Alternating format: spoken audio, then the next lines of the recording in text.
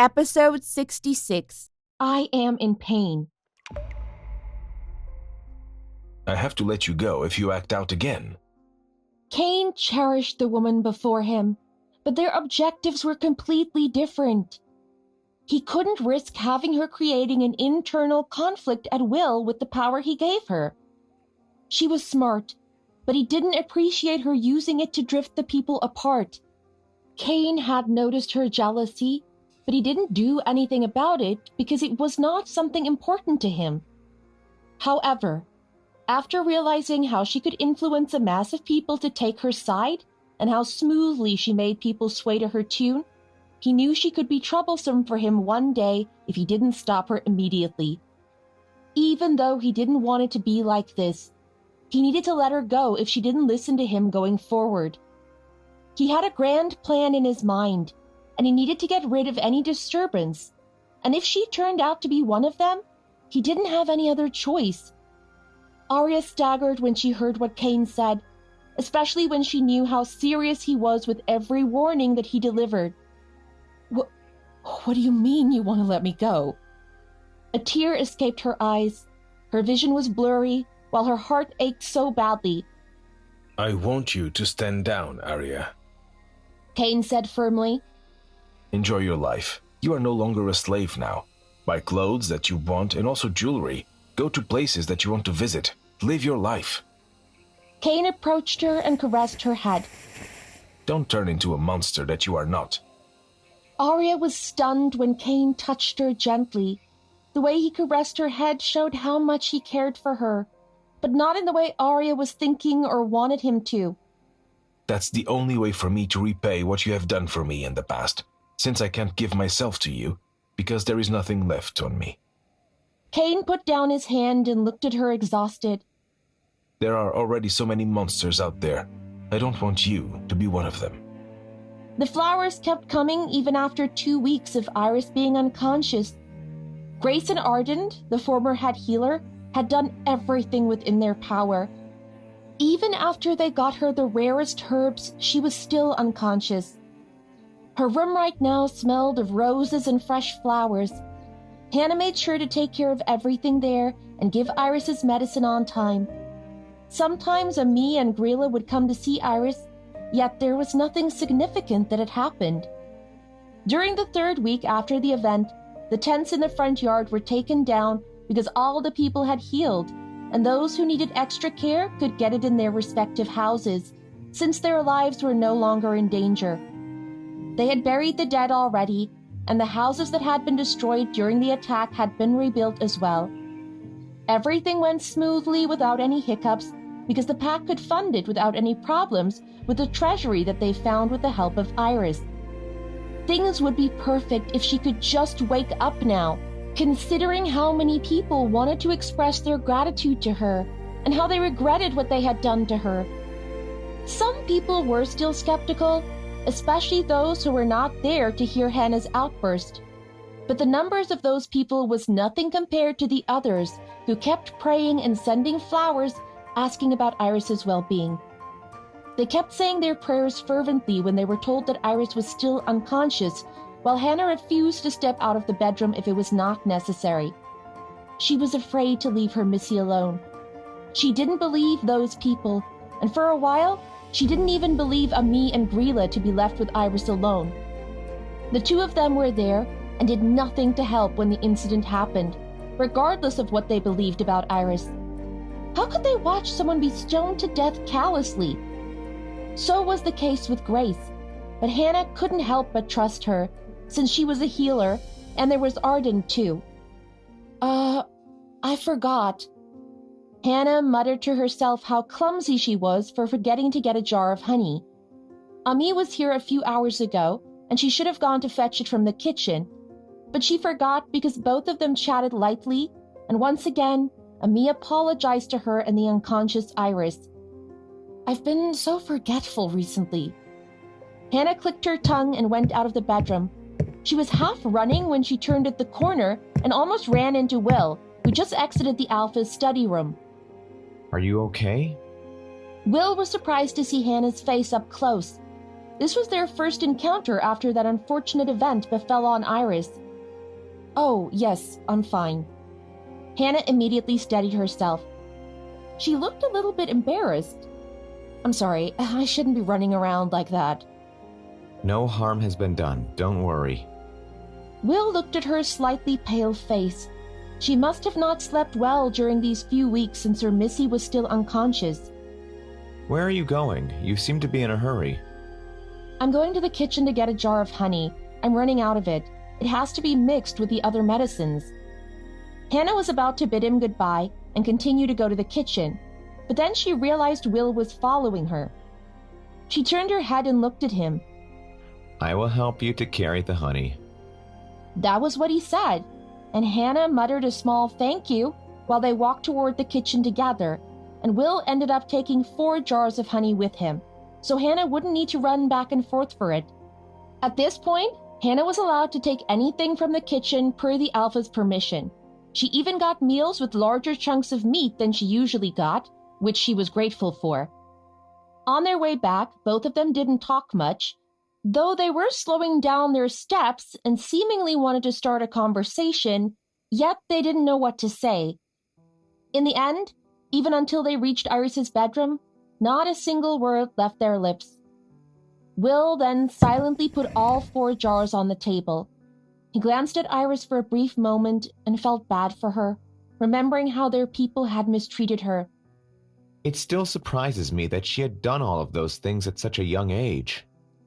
Will said as he looked at Hannah, who was starting to grind the herbs because it was time for Iris to take her medicine.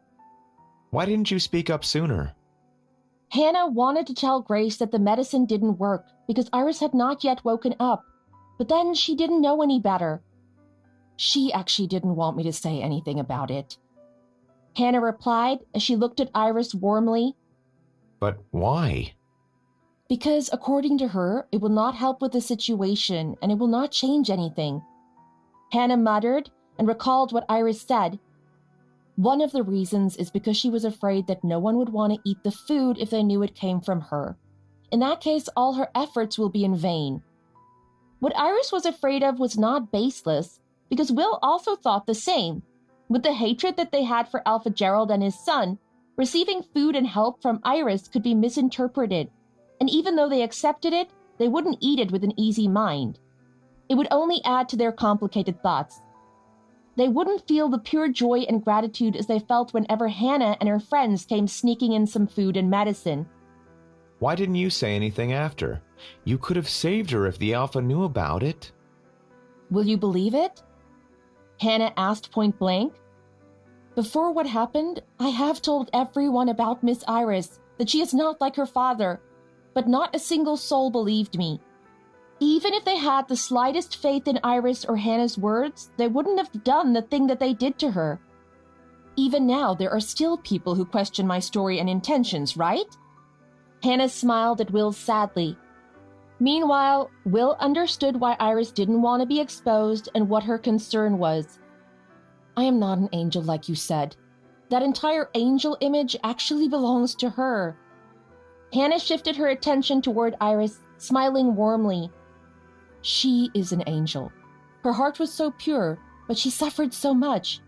In fact, I only knew about your condition because she witnessed you being tortured.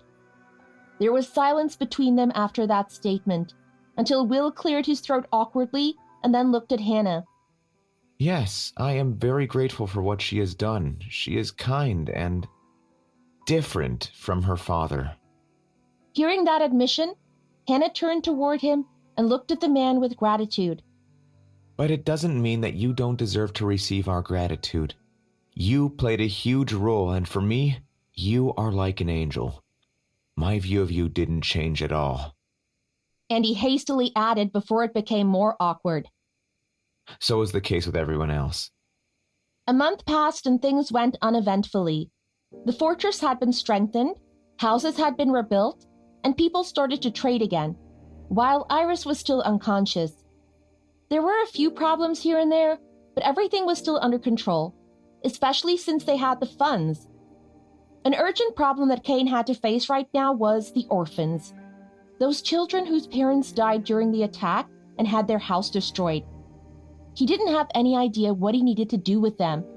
If they were a little bit older, he would send the boys to training and the girls to help with the other Omegas in the pack house. However, there was nothing that had been settled yet. And another important problem was the monster hunting. After the attack, it was proven that the monsters had grown significantly in number. After a few long discussions, it was decided that the monster hunt would be held within 4 days from now, and they would send the Blue Moon Pack's former warriors to venture deeper into the mountain.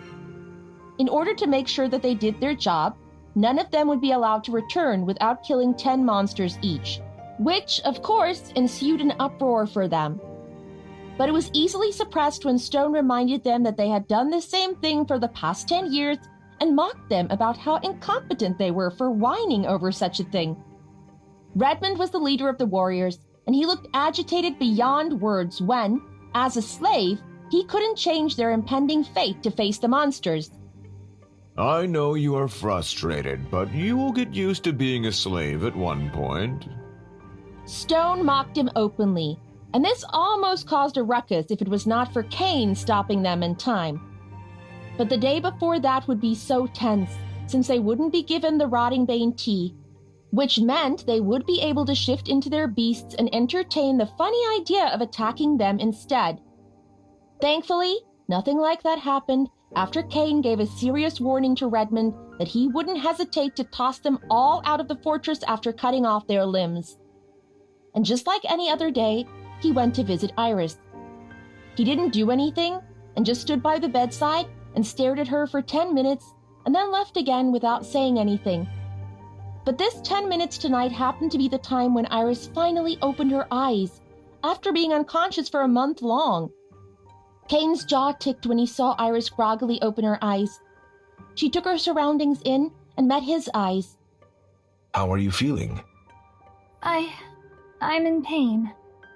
Iris replied absent-mindedly. Episode 67. What will you do with that power? Iris felt like she was walking into a bright room filled with blinding light, where the colorful glass that lined the walls diffused the light and scattered it into various colors on the tiled floor. It was a beautiful hall, but there was no one there except for her. She was alone, but at the same time, she didn't feel she was alone, as if there was someone there to guide her. But guiding her where? She wasn't going anywhere. Iris looked around her, but this hall was almost empty, and there was nothing to look at, except for the tall podium in front of her. Thus she walked closer to it. She had this urge to reach that spot and was curious about the blinding light behind it. Her legs guided her there, even without her realizing it. Iris climbed a few steps, leading to the podium, before she saw it. There were 5 swords behind the podium, and the glinting light was coming from them. Sword? It was a rare weapon in the continent she lived in because most of them were shifters or sorcerers who didn't need swords for a fight. However, the urge hit her again. She felt the need to touch those swords. She stretched out her hand, but before she could feel the cold steel, the light that lured her there suddenly burst before her eyes before the room started to spin. Iris closed her eyes and whimpered, but in the next second, she felt a sudden burst of pain. It was so extreme, almost unbearable. She writhed in agony and curled her body on the floor, all the while surrounded by the blinding light. She gasped for air and tried to breathe until the pain diminished to a dull ache. Now, she only felt slightly uncomfortable since the light was no longer so bright. Soon, she realized she was lying on a soft mattress. That was the time when she opened her eyes groggily and looked at her surroundings. She was no longer inside the almost empty hall. This room was so familiar to her, and there was no sight of the 5 swords, but she found that same pair of dark eyes staring at her in shock. It was so rare to see any emotions in that particular face. Could she consider herself lucky? How are you feeling? Didn't know what to say, he just asked the most common question. I'm in pain. She replied absent-mindedly. The pain was still there, though it had reduced significantly. However, her body was very stiff, as if she'd not moved from her position for a long time. Kane creased his brows and then walked out of the room, which made Iris feel disappointed. She thought he would help her or something. But then not long after that, someone entered the room noisily, and a second later she could see Hannah's face. She was bawling her eyes out when she approached her and hugged her. "Oh, Miss Iris. Oh, heavens. I thought I would lose you. You don't know how scared I was." Hannah started crying, and this made Iris's head ache, and the only thing that she could do was to pat her back. I'm fine, Hannah. She sighed. But you're almost crushing me. Oh! Hannah jolted and immediately released her body. "Oh, I'm sorry. I'm so thrilled to see you awake. I didn't realize that I'm hurting you." No, you didn't hurt me. You will never hurt me. And Iris was serious about what she said. Anyone could hurt her, but Hannah would never do that.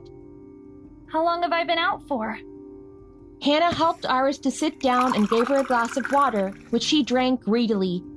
Her throat was dry and her lips were parched, but it was her body that felt extremely stiff.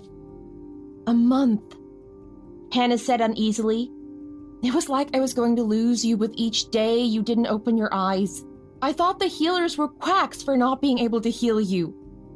Iris stopped reading what Hannah was rumbling about after she told her how long she'd been unconscious for. A month? No wonder her body felt so rigid.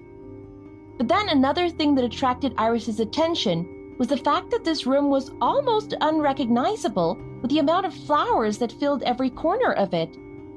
The smell was so refreshing, but still, weren't there too many flowers here? Not long after that, Grace and Arden entered the room. They checked on her attentively and talked to Hannah about the medicine that she had to give her regularly. Iris could feel Grace's uneasiness, but she didn't pay any attention to that because she was too tired and wanted to go back to sleep. Yet Hannah didn't let her. She made her eat first before she could have shut-eye. The monster hunt will last for a week. Jace said as he perched on the windowsill in the library. Recently, Kane visited this place often. Thus, if he couldn't find him in his room, training ground, or his study room, he would come here. It seemed Iris's obsession with books rubbed off on him, because he had been reading books about his curse. The new moon was a week ago, and without Iris there, the excruciating pain hit him double-fold. He felt like his brain melted as every single bone in him shattered when he was forced to shift into the cursed lycan form. He craved her presence, and it didn't sit well with him for having that thought. More so, he really wanted to know what was different about Iris, and how could her presence have such an impact on him? She was like a riddle that he couldn't figure out. Thanks for the treasury. I think we will be good now. We can actually move to the Howling Wolf pack by next month at the latest. Jace had calculated everything, and technically, the pack house in the Howling Wolf pack would be ready by next month. As long as Kane had wrapped everything up in this pack, they could go. Someone that the Alpha pointed out would take charge of the Blue Moon pack. What are you going to do with the warriors from the Blue Moon pack? Jace put down the ledger in his hands before walking toward Kane, who was perusing the book in his hands. It would be great if they could make them pledge their loyalty to Kane, but if they still insisted on not doing that, the only thing that was waiting for them was being a mining slave or getting killed. Despite how strong and useful they were, they couldn't afford to have them turning their backs and becoming a scourge to them at the end of the day. They will pledge their loyalty. Kane closed the book in his hands and then stood up. Where are you going? Jace looked at the Alpha, who was walking toward the door. Are you going to the mining site? The monster hunt had started yesterday, and Ethan took charge of looking over how it went. He would make sure that everything went accordingly. However, he wouldn't stop grumbling about how he had to deal with Redmond and hoped that warrior became excrement of the monsters out there. Every time he returned, He would go straight to Jace and complain. The Gamma thought it would be better to let them roam around the Gofa Mountains rather than to have them return behind the fortress, since they only gave them more headache than benefit. Jace wanted to follow Kane, but one look of him was enough to make him know that the Alpha didn't want to be followed. Kane's mood had been so bad these past few days, and coupled with the absence of Arya, who didn't come and visit him as often, he looked even more tense than usual. The Beta thought everything would finally go in the right direction, but it didn't seem like that. Meanwhile, Kane went to Iris's bedroom. He needed to have a long overdue conversation with her. Leave us alone. Kane said to Hannah and Ami, who came to visit Iris. The two of them lowered their heads and strode out of the room. Hannah gave her Missy one last look before she closed the door. Silence engulfed the room once it was only the two of them. On the other hand, Iris sat stiffly on her bed. She felt a lot better now, though she still felt a little bit sluggish every now and then. Can you walk? That was the first thing that Kane asked her, which left Iris a little bit confused. I can walk to the bathroom, Iris replied honestly. but I will feel a little bit dizzy if I stand up for too long. Kane was silent again for a moment. He contemplated his options. Do you know Redmond? Iris tried to remember his name. The only person named Redmond that I know of is the former leader of the warriors of the Blue Moon Pack. Yes, it's him. I just know him because he used to come to my father to receive orders every now and then. More than that, I don't know anything about him. Iris eyed Kane wearily when he spoke about her father, but the Alpha didn't even have a change of expression. What about him? He agreed to pledge his loyalty with the rest of the warriors of the Blue Moon Pack.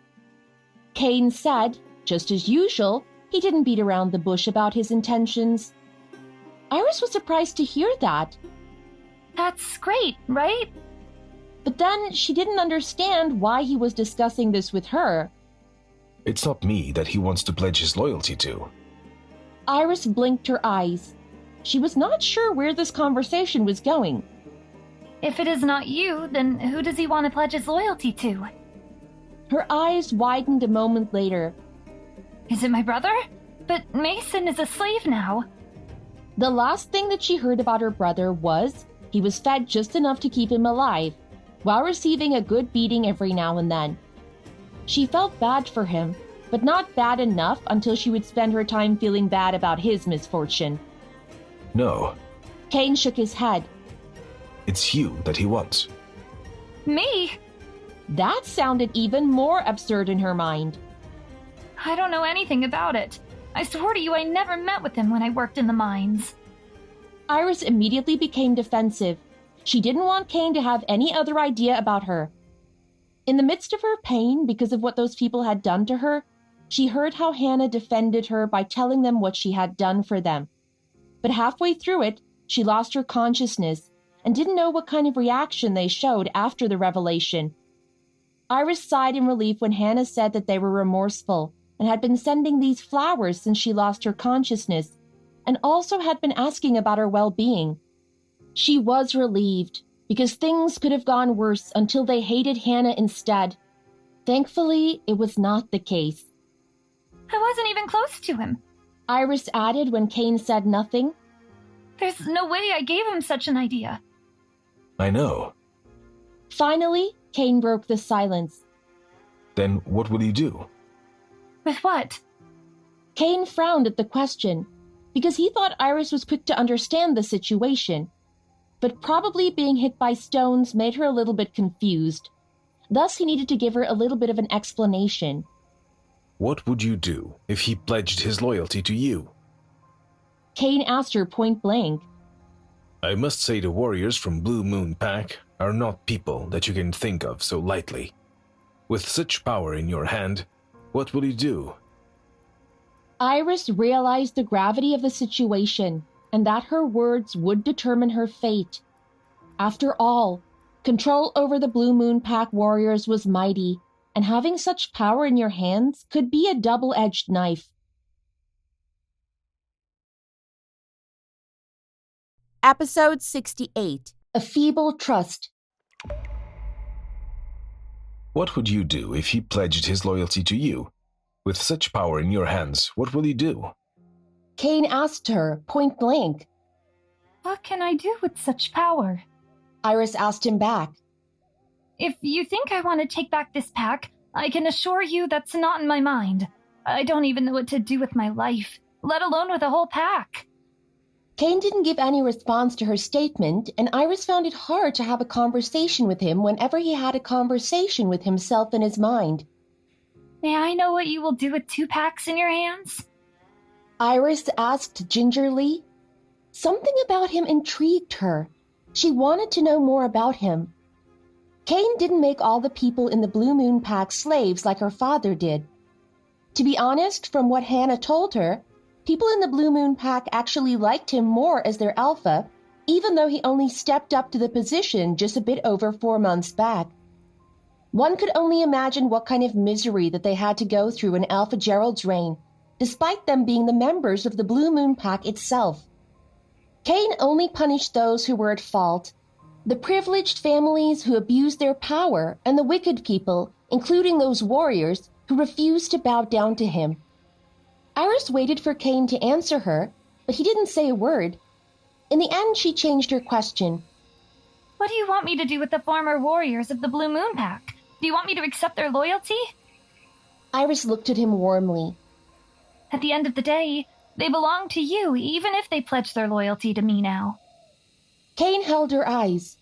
He was standing next to the bed with his arms folded in front of his chest, and from where Iris was sitting down on the bed, he looked so huge and terrifyingly cold. I've told you I have no desire for power. Iris shrugged her shoulders. But I want something in return. Cain's jaw ticked when he heard this. Of course she would want something in return. She would look for benefit, just like her father. It had become a habit of him to not think of Alpha Gerald and his children in a good light. However, Cain immediately realized how wrong that way of thinking was. What do you want? He asked in a gruff tone. Iris averted her eyes for a moment before she spoke again. I don't want to get hurt anymore. I don't want to be in pain. Cain could understand that. But wasn't that a plain and naive request? Didn't she realize what all of this was about at all? Should he explain to her in more detail? He hated it whenever he had to talk with someone that needed a lengthy explanation to understand. However, Iris's request was as simple as that. I want your protection and your word. Cain narrowed his eyes. Everything he had to face was always complicated, so it was hard for him to believe that her request was so innocent. I don't want to be hit. I don't want to be whipped. I don't want to be hurt again. If you can protect me from being in pain, I will help you with whatever you need me to do. Iris said earnestly. She was genuine with her words. Is it true? Cain finally spoke again. What? Iris tilted her head, confused about what he was talking about. Why did you do that for my people? Iris realized they had changed the topic now. Why won't I when I can help? Iris asked him back.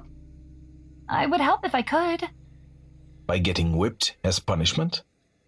If I can save even one life by getting whipped, I think it's worth it. That was a brave answer, but he didn't think that he would hear it from someone spawned by Alpha Gerald. It is still hard to believe that an evil person like Alpha Gerald has a daughter like you. Iris chuckled lightly. Probably I took after my mother. People said my mother was a good woman. Unfortunately, I don't remember her much, because she died when I was just a year old. Is your mother Luna Nera? Yes. Do you know her? Iris was surprised. She looked excited to hear his reply. Not really. I was only an ignorant boy when she was still alive. Cain replied lightly. He sat down on the edge of the bed. I heard she was a good Luna. She fed the poor and people loved her. Yes, that's what I heard too. Iris was a little bit disappointed that Cain didn't know much about her mother and heard the same thing as what people always told her. I know this is meaningless, but I apologize for what my father and brother had done to you and your people. Do you want me to forgive your father? Iris immediately shook her head. No, of course not. I feel bad because there's nothing much I can do. Stop it there. Kane grunted. He didn't want to have such an emotional conversation with her or talk about what had happened. This had gone too far from his original intentions. This young woman managed to distract him. How can I trust you, with sole control over the former warriors of the Blue Moon Pack in your hands? Iris held his eyes for a long moment before she replied to that. Just like how you trusted that the food I sent was not poisoned. You trusted me when you didn't know me for years, but why can't you trust me now? Kane was surprised that he couldn't refute that. It was a rare occasion that someone managed to outspeak him. To think about it again, Iris didn't have any goal for herself. She was not power-hungry. Her intention was not malicious either. Moreover, she definitely was not as wicked as her father, or else Hannah wouldn't stick around with her and readily sacrifice herself for her. Such devotion was not something that you could find easily. Seeing that young servant reminded Kane of Jace, Ethan, Ami, Arya, and the blind faith that his people had in him during those dark times. On the other hand, seeing how Kane couldn't retort her, Iris pushed her luck a little bit. She knew that Kane was not a bad person. He had a rough life, but it didn't turn him into someone cruel like her father. Not even close. I am your Luna now. Iris saw Kane frowning a little bit at that statement. He was not fond of being reminded of that. You marked me, and you can feel it too that the bond has started to grow. I have no reason to hurt you, and now that I'm your mate, I have no reason to betray you. Mate. The word was like a dagger stabbed in his chest. I had a mate, and she died in your father's hands. The word felt so distasteful in his mouth. All the rage that he had buried at the back of his head came to the surface. I know. Iris lowered her head. She was ashamed and didn't know what to say. She was afraid to say a word and aggravate Kane even more. There was a long moment of silence that stretched out between them, while Iris hung her head so low. She felt guilty for something that she didn't do, while Kane didn't know why he had this sudden outburst. It had been a while since his emotions got the better of him. Kane then tapped Iris's leg to get her attention. Redmond will be here tomorrow. Iris understood what it meant. She still couldn't walk too far, thus instead they would bring Redmond here to make him pledge his loyalty to Iris, just like what he wanted. This was the best outcome that Kane could get out of that warrior. And when Kane was about to stand up, Iris immediately stopped him by grabbing his sleeve, which made him frown. She retracted her hand immediately. She forgot that he hated to be touched. I am sorry. She muttered. I want to show you something once I'm a little bit better. Will you go on a walk with me then? Kane tilted his head. He couldn't figure out what she wanted him to see, but then there was no harm in agreeing to that request. Okay. And with that, Kane stood up again and walked out of the room to let her get the rest she needed. However, before Kane could walk out of the door, he turned around and saw Iris still looking at him. So he spoke calmly. Thank you for what you have done. I really appreciate it. He then added, I will not let you get hurt, but I will kill you myself if you betray me. Iris was slightly taken aback by the harsh words that he packed in his last statement, but Kane didn't wait for her response and strode out of the room. From her understanding, he trusted her. Even though it was still so feeble, she would hold on to it. After all, she didn't have any reason to betray him. The next day, Hannah was told to prepare Iris and bring her to the library. You are still sick. Why does the Alpha want you to go to the library? Hannah braided her hair after she helped Iris to put on her dress. Iris had not yet told her about her conversation with the Alpha the day before, but she would tell her later when she was sure about what would happen. Ultimately, she had no one to confide in except for Hannah. I'll let you know later. Iris said, smiling at Hannah through the mirror. Hannah nodded and happily dressed her up. She escorted her to the library and retreated once she helped her to sit down on the chair. This was the first time for Iris to be out of her bedroom and meet other people after the incident. True to what Hannah had told her, people respected her more, and the guards didn't throw her contemptuous looks anymore. They lowered their heads to greet her willingly. Though they didn't say much, she couldn't actually feel the hostility from them anymore. This was an outcome she had never dared to think about. We will have to wait for Ethan. He's bringing Redmond with him. Jace informed Iris, though he didn't need to do that. The beta was not particularly mean to her when she was a slave, but he didn't treat her like an important figure after she was marked by Cain and declared as the Luna either. However, right now, he seemed to have softened his heart toward her. Iris sat next to Cain, and one thing she noticed was that the huge wooden table in the middle of the library had been replaced with 4 round tables, each with 4 chairs.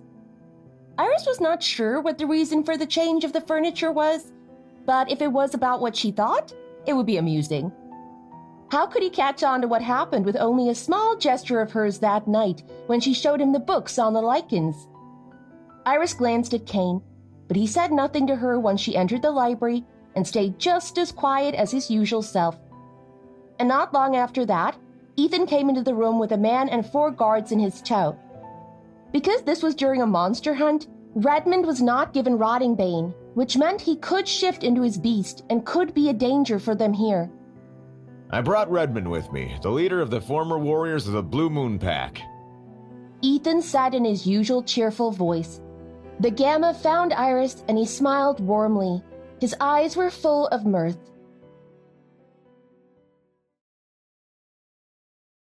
Episode 69. What do you want to show me? The last time Iris saw Redmond was a week before the Blue Moon Pack lost the battle against the Howling Wolf Pack led by Cain. Redmond had told her father that they needed to evacuate and ask for more help from the king, but her father was too arrogant to listen to him. He didn't actually think a former slave like Cain could gather so much power within half a year to take down his pack. But then, reality hit him hard, as he turned out to be hopelessly wrong, while his arrogance only made him pay a huge price. Iris tried to think of a reason for Redmond wanting to pledge his loyalty to her when they didn't even know each other so well. It would be less complicated if he bowed to Cain and acknowledged him as the new alpha. However, from the looks of it, Iris realized this was his final and only resort to preserve the last shred of dignity he had as the leader of the warriors, as if trying to imply, even until his last, he didn't bow down to the alpha. He was aiming to rub this in Cain's face by actually pledging his loyalty to his mate instead. It was actually not common for a warrior to pledge his loyalty to the Luna, unless when the alpha was inept and unable to lead the pack. Probably that was the message that he wanted Cain to receive. But then, Cain couldn't care less about that, since his goal was way bigger than minding such a petty revenge. Miss Iris.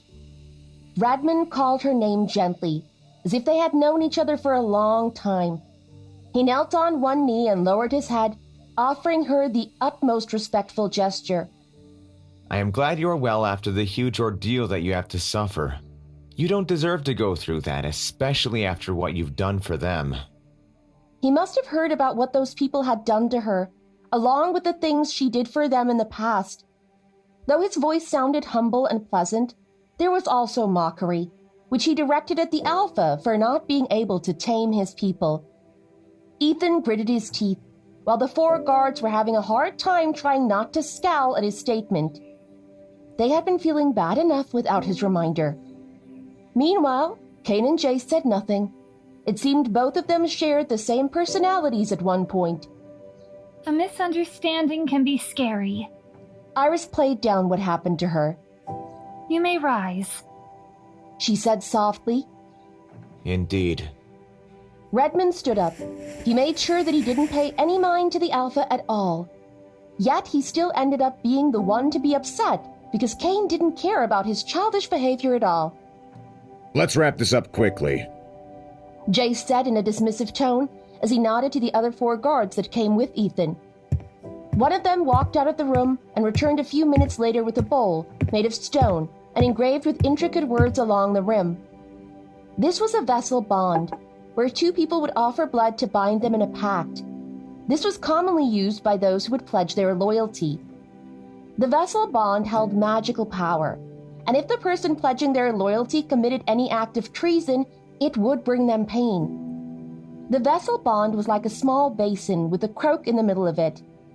Despite how shabby this vessel looked, the intricate words that were written in gold along its rim gave this device an impression of something antique in nature. Ethan gave a small dagger to Redmond for him to use and draw blood from his hand. Redmond received the small dagger and raised his hand above the bonding vessel. He sliced the blade against his palm until a droplet of blood fell into the bowl. I will protect you and not bring harm upon you, follow you and will not question you, and this is my oath for you. The intricate words around the rim of the stone vessel gleamed, following what Redmond said. The droplet of blood couldn't be seen anymore, as if the vessel had absorbed it completely. Luna, your turn. Jace handed another dagger to Iris, which made her grimace. She didn't like to hurt herself, but this time it was something that should be done. With uncertainty, Iris took the dagger and took a deep breath. She did what Redmond had done, and once a droplet of her blood dropped into the bowl, it got absorbed too, and the gleam of the intricate words grew brighter. I take your oath, and may you have faith in me. Iris felt a warm feeling inside her chest when the pact had been formed between the two of them. Redmond would never betray Iris, and so would the people under him. He wouldn't bring any harm on her, and that was enough for her. After the oath was made, Ethan gave a handkerchief to Iris. Then he told the 4 guards to escort Redmond out of this library. They would send him back to the mines, where the monster hunt was being held. Thank you. Iris muttered as she received the handkerchief and wrapped it around her hand to stop the bleeding. You need to see Grace. She must be able to stop your bleeding in an instant. Ethan suggested enthusiastically, which left Iris bewildered about how the Gamma treated her very differently now, as if someone just pressed a switch in his personality. However, the Alpha had another idea. Leave. Kane said firmly. But she is bleeding. We need to call Grace at least. Ethan tried to retort the order, but Jace dragged him out of the library to leave Kane and Iris alone. Thankfully, the Beta was wise enough to read the situation and get rid of the Gamma before the Alpha did it himself. Once it was only the two of them. Kane beckoned Iris to follow him. He led her to one of the bookshelves, where she noticed the books about ancient curses and whatnot. Do you think you can find a specific stone? Kane gave a book to her and flipped to a specific page, where he pointed at the picture of a specific stone. I want you to find this. Huh? Iris was taken aback, staring at the book. I don't know how. She lifted her head and looked at Kane dejectedly. I would love to help, but I truly don't know how to find a specific stone. Come here. Kane walked toward one of the 4 tables and sat down, while Iris followed and sat across from him. From his pocket, he took out 3 magic stones. Iris immediately realized those were the 3 stones that she had found. These are different stones. Before this, Iris had learned a few things about the magic stones. Each stone held a different power. There were 4 elements of magic stones, which then further branched according to more specific characters. The most common magic stones were earth magic stones and water magic stones. The fire magic stones could be found in specific locations. However, the air magic stone, which happened to be also the one that Kane showed to her, was the rarest among all magic stones. From what I learned, these 2 are earth magic stones, while this one is a water magic stone. Iris pointed at the stones one by one. Yes, you are right. But why do you want me to find this magic stone? Iris tilted her head. Even if I can sense the difference, this is the rarest stone that exists. Kane didn't answer that, which didn't surprise Iris. Maybe one day he could be more open with her. Try to practice with these. Kane pushed the 3 stones toward her, and told her that he would look forward to seeing her progress. He stood up and left her alone in the library. Wait, did he just give me homework? Iris couldn't figure out what kind of situation she was in. Kane didn't say an exact time when she needed to find the magic stone, but from the looks of it, this was something important. Why does he want this? Iris slipped the 3 stones into her pocket and then spent the rest of the day holed up inside the library to read more books on the magic stones and their variations, also the difference in power that each stone held.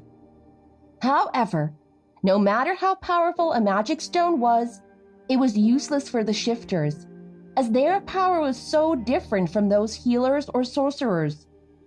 What does he actually want? When the sun almost set, Iris lit up the candles inside the library to continue reading. But soon Hannah came to her, looking miffed because she didn't immediately return to her bedroom. "I thought you were still with the Alpha, but I met Sir Ethan, and he said that the meeting had ended hours ago. Why didn't you return? You need to drink your medicine." Hannah nagged as she strode into the library and looked at Iris morosely. "You need to drink your medicine, you know." I am sorry. Iris said gently to see how Hannah was so concerned about her. After that day, Iris didn't leave her room again for another week, until the monster hunt had finished.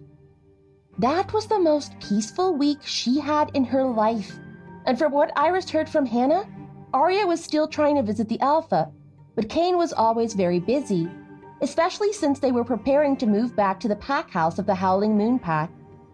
"We will leave this place," Hannah said sadly. She looked a little bit somber. Iris knew, while this place didn't hold good memories for a lot of people, including her, they had lived here for years. Iris only knew this place since she was born. To know that they had to leave soon made her a little bit sentimental. However, it also meant they didn't have a lot of time to be here, and there was still something that Iris needed Kane to see. Hannah, can you ask Jace or Ethan if they can ask the Alpha to make time for me? Tell them that I want to show him something that I promised him before. "What do you want to show him?" Hannah got curious. I want to show him that. Hannah looked at Iris for a moment, before something clicked in her mind. "You really want to show him that? Do you think it's a good idea?" I don't know, but he needs to know. Hannah didn't ask further about it and just followed what Iris wanted her to do. And when Hannah returned, she told her that the Alpha would see her in 3 days, since he needed to wrap up the monster hunt first, and there were a few urgent things that he had to take care of first. Iris could see what Kane dedicated his life to, and how he poured his soul into what he was doing. It surprised her that what her father had done didn't completely break him. Or so what she thought. On the 3rd day, Kane came to her bedroom at noon after lunch. He looked stoic as usual and didn't say much, but his mood seemed to be a little bad from what Iris sensed. Would it be a good decision to let him know about this? Iris couldn't stop having second thoughts about her decision. What do you want to show me? Can you come with me to the hill on the east side of this pack? Iris approached him. She was dressed simply with her hair braided behind her back. Kane didn't know what she wanted to do, but he had cleared his agenda for this afternoon, thus he agreed with her. Kane tapped her shoulder to get her attention. How about your progress? Iris grimaced, and Kane got the answer he needed.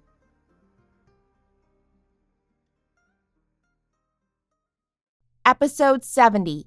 You will be with a child. How about your progress? Kane asked her about the stones, but Iris grimaced because she still couldn't figure out how to distinguish the difference while feeling the 2 types of stones she had with her.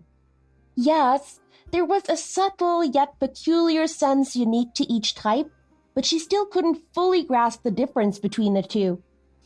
Seeing the troubled expression on Iris's face, Kane got his answer and didn't ask further. Why do you want to get the air magic stone? Does that have anything to do with your curse? Iris tried to ask about this again, but Kane didn't seem interested in answering that question. He opened the carriage door and let Iris get inside first, as he sat across from her. The Alpha looked out the window, and from his demeanor, it was clear he didn't want to be bothered. Thus, Iris didn't say anything. She kept quiet during their entire trip to the east side of the pack, where there was a big tree on top of the hill. Iris had been there thrice before. On very rare occasions, when her father was in an extremely good mood, he would allow her to roam around the village and town. And when she was 10 years old, a month after the fall of the Howling Wolf pack, her father was over the moon and allowed her to go out of the pack house. That was the time when Iris went to the hill again, the place that she knew from Hannah. Her personal maid had taken her there for the first time when she was 7. Iris was staring at the garden when the carriage passed the gate. There she saw 2 villagers carrying bouquets of flowers and talking to the guards. They chatted happily, and when the carriage passed them, she could read a little bit of their conversation. "She is recovering. She looked healthy." "Heavens, I'm so happy to hear that." Somehow, it brought tears to Iris's eyes. Hannah had been telling her the truth. The villagers and the town people were genuine with their feelings toward her.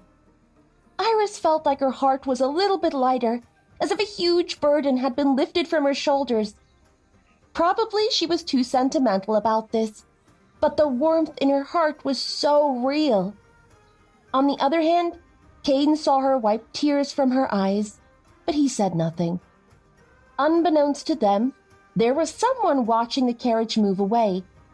Her eyes were so gloomy and her jaw was clenched. She balled her hands into fists until her nails stabbed her palms. "Where are they going?" Arya asked Dahlia, who was following her. After her last conversation with Kane in the restroom at the training ground, Arya decided to stay away from him, in hopes the Alpha would realize the void that was being filled with her presence. But from the looks of it, he was too busy with a lot of things to even remember to eat or rest properly. However, he still made time to visit Iris for 5 to 10 minutes every day just to check on her. Still, Arya hoped Kane would realize her absence sooner or later. Wise people said that absence might make the heart grow fonder. Yet, when she heard that Iris finally woke up, she couldn't help seething. More so when the Alpha asked her to have a private meeting in the library where Redmond pledged his loyalty to her. Things seemed to progress in Iris's favor now, while she was being pushed aside. The people loved her because of the sob story that Hannah told them. So what if she helped them? Would they forget completely about what her father and brother had done to them? "They're going to the east side of the village, from what I heard," Dahlia told Arya. She was standing next to her while holding a small box filled with many new accessories. Kane didn't lie when he said that she could do whatever she wanted. He gave her a lot of money to indulge herself in the activities she didn't think she would be able to experience at all as a lowborn. However, what Arya really wanted was Kane. She didn't want anything else. "Why are they going there?" Arya hissed viciously as she turned around and looked at Dahlia menacingly, as if she had done something so wrong that offended her. "I don't know." Dahlia immediately shook her head. "I only heard about it from the guards." Arya was not satisfied with that answer and then turned around to go. "Where are you going?" Dahlia wanted to follow her, but Arya glared at her. "Don't follow me. Take care of my accessories." Arya was furious. She was mad that not only did Kane not care about her anymore, but he actually went out with Iris. He literally made time for her, and this boiled her blood with anger. Why did all of them care so much about what Iris had done and glossed over the fact that they had been through hell for a decade because of her father and brother? How could they accept her readily? Arya couldn't help but feel so bitter about this one fact. She felt like everyone left her alone. She was alone in this darkness, and her feelings turned even worse when she saw how they paid so much attention to Iris. "Are those flowers for Iris?" Arya asked a guard, who brought a bouquet of flowers with him. "Yes, the villagers want to give this to Miss Iris," he said. Arya scoffed to hear the way they addressed her differently. Give it to me." The guard looked conflicted, but he ended up giving the flowers to the mistress, knowing her rank was way higher than his. After all, he didn't want to get on her bad side. Where will you bring the flowers? The guard asked because Arya didn't walk toward Iris's bedroom and instead headed in the opposite direction. She went to the backyard, where she threw the flowers on the ground and stepped on them after she made sure no one was nearby. She imagined it was Iris instead. She hated that woman to the core and wished she would die. She should have killed her when she had gotten the chance. Cain would understand if she killed her out of rage. After all, they didn't need the runt. She was useless. "I must kill you," Arya said through her gritted teeth. She was very angry at this point, and the flowers that she stepped on had been crushed. They didn't look like flowers anymore. "I should have killed you a long time ago." Tears of rage started to stream down her face. Aside from anger, she felt fear. She feared losing Cain. She didn't want to lose him at all. He was everything that she had. If she was not his mistress, she didn't know what she was. The thought of being abandoned scared her so much. In her twisted mind, she dreamed of having a family with the Alpha, surrounded by children of their own, so she could soothe his pain of losing his firstborn. But recently, he barely spent any time with her, and now he got so close to that runt. She felt abandoned. In the end, Arya crouched down and cried. She bawled her eyes out, sobbing to her heart's content. But then she sensed someone else nearby and immediately stopped crying.